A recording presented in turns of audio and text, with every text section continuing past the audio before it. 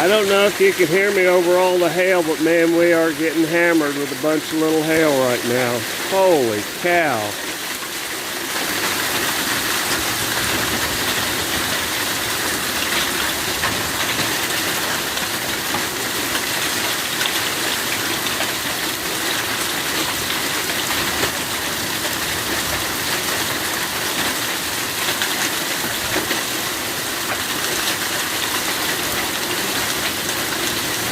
I just got the chicken off the grill a while ago, and I am so glad I got him when I did.